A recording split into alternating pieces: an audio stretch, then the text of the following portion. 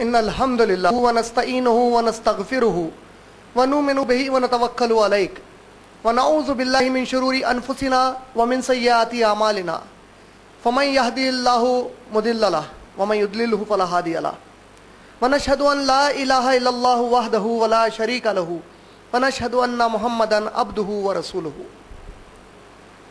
अम्मा बाद फ़इन्ना खैरल हदीसी किताबुल्लाह व खैरल हदी हदी मुहम्मदिन सल्लल्लाहु अलैहि वसल्लम व शर्रल उमूरि मुहदसातुहा व कुल्ल मुहदसतिन बिदअ व कुल्ल बिदअतिन ज़लाला।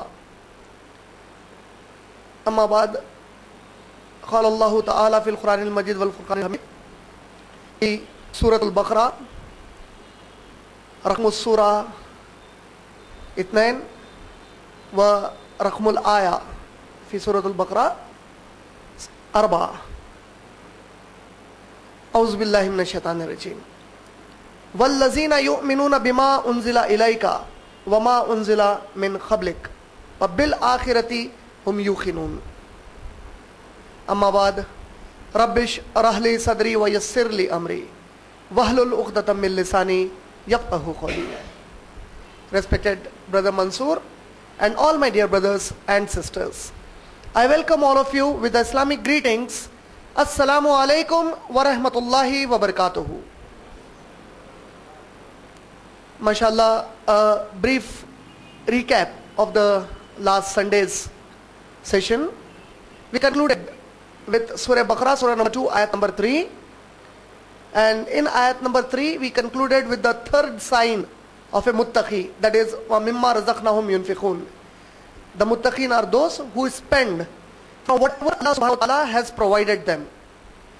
And in that, I explained in detail, ayat by ayat, especially those ayat that are in Surah Baqarah, Surah number 2, ayat number 261 to ayat number 274, that in detail discuss with charity in Islam. Now, the subject of my dars for this Sunday afternoon is the faith in the glorious Quran and the faith of a Muslim in the scriptures revealed before the glorious Quran, and the confirmed belief in the Akhirat. These are the 3 points that inshallah we shall be covering under Surah Baqarah, Surah number 2, ayat number 4. That is, the belief in the book revealed to Prophet Muhammad sallallahu alaihi wasallam, the belief in the books revealed to messengers before Prophet Muhammad sallallahu alaihi wasallam, and the confirmed belief in the Akhirat. Inshallah, this Sunday I shall be speaking only on the belief in the scriptures, and the next verse we will go with bil akhirati hum yuqinun, which is the last portion of Surah Baqarah, Surah number 2, ayat number 4. Now, as I said, Allah subhanahu wa ta'ala in the glorious Quran in Surah Baqarah, from ayat number 1 to ayat number 4, have given few signs of muttaqi. The people who are muttaqi, their first sign is that they have iman in the ghaib. Their second sign is that they establish salah. Their third sign is that they spend out of whatever Allah subhanahu wa ta'ala has provided them, whether it be monetary spending, your physical abilities, or any other sort of provision that you have from Allah subhanahu wa ta'ala, that should be spent for the cause of Allah subhanahu wa ta'ala. The ayat number 4, it begins with وَالَّذِينَ يُؤْمِنُونَ بِمَا أُنزِلَ إِلَيْكَ. The muttaqin are those people, وَالَّذِينَ, and the people. It is in context with هُدًى لِلْمُتَّقِينَ الَّذِينَ يُؤْمِنُونَ بِالْغَيْبِ. The muttaqin are the people who believe in the ghaib. وَالَّذِينَ, and the people. Who are these people? وَالَّذِينَ يُؤْمِنُونَ بِمَا أُنزِلَ إِلَيْكَ. The muttaqin are those people who believe in what Allah has revealed unto you. Now, when we talk of this belief, basically the belief in the glorious Quran,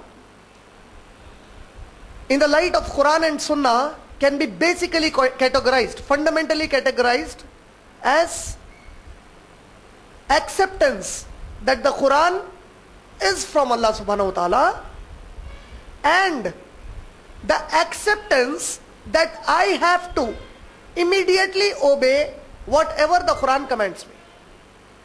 This, unless and until, is not simultaneous in us, we are not perfectly believing in the message of the Quran. To believe in the book revealed to Prophet Muhammad sallallahu alaihi wasallam merely does not mean that you should believe that, okay, Allah sent the book to Prophet Muhammad sallallahu alaihi wasallam, but the practical implementation of the book is an important part of the belief in the revelation of Quran being revealed to Prophet Muhammad sallallahu alaihi wasallam.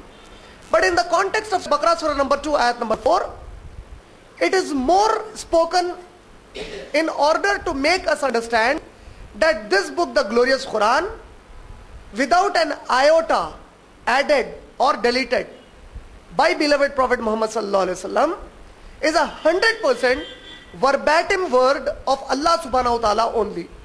Not a single word in it is of any human being. Not a single word in it is of any angel. Not a single word in it is of any jinn or a shaitan.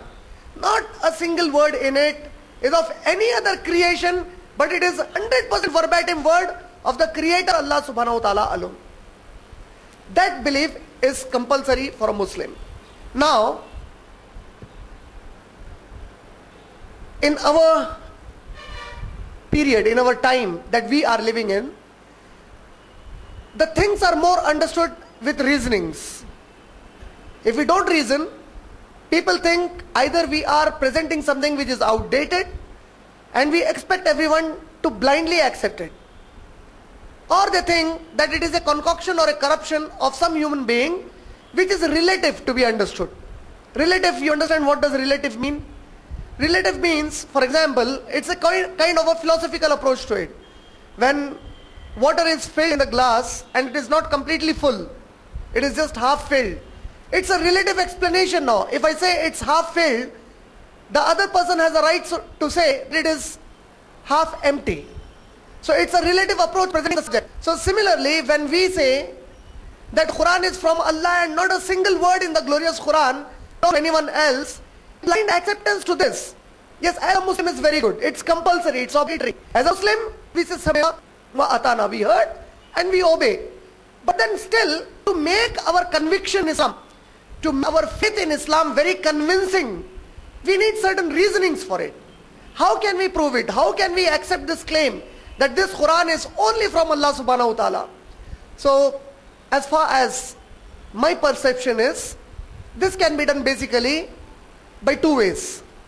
One of them is to understand the history of the revelation of Quran, and other scientific ways to understand that the Quran is 100% word of Allah subhanahu wa ta'ala alone. And the second aspect is a comparative study. For example, there are many other religions on the face of the earth that they too claim their scriptures to be from Almighty God.